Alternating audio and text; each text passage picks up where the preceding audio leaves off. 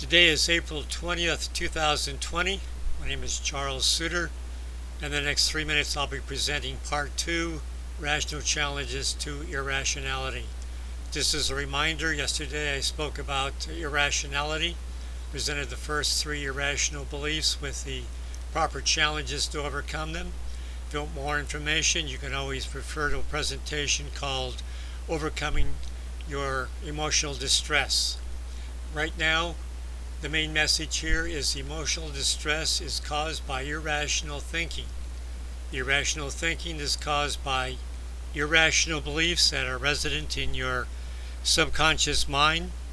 They are there through years and years of conditioning, and they're permanent until you change them. The purpose of rational challenges is to help, number one, to reduce unnecessary emotional distress in the short term, and in the long term, to begin reconditioning your irrational beliefs so that there are fewer of them.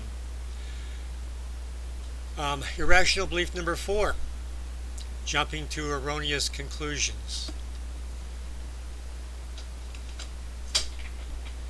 Examples of irrational conclusions is mind reading. You interact with another person, they say something, you take offense to it because you believe you knew what their intentions were, but you cannot read another person's mind. Also, forecasting the future. Most people cannot forecast the future simply because the future is unknowable. You may be looking at this pandemic that most of us are living through right now and say, "Oh, this is never going to end. I'm going to be stuck at home forever." Well, you cannot forecast the future. This is irrational thinking. Number 2, or irrational belief number 5, magnification. Magnification comes from either exaggeration, which is making a mountain out of a molehill. You get a little piece of evidence and start to forecast the future as to what's going to happen next day. Catastrophizing. This is jumping to the worst case scenario. You get a little piece of evidence and your conclusions get the best of you. You begin to thinking, this pandemic will never end. Or if I go outside, don't wear my mask, I'm likely to get the coronavirus. Again, this is magnification, looking at the worst case scenario.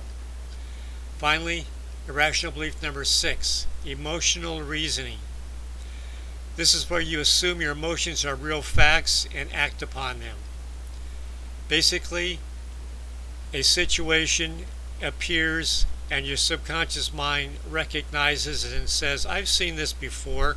This is not good for me. Therefore, I must react." The body begins to go into emotional distress, ready to fight or flight. Your thoughts begin to bubble up from your subconscious mind, irrational thinking. One thing leads to another, and you're off on a tangent. Basically, what you're going to do is you're likely going to blame the thing that happened in the external environment for your emotional distress. You're going to be blaming externals as the cause behind your emotions. What you're going to do is you're going to fail to understand that the real cause is not the external event, but your irrational thinking, which is caused by your irrational beliefs.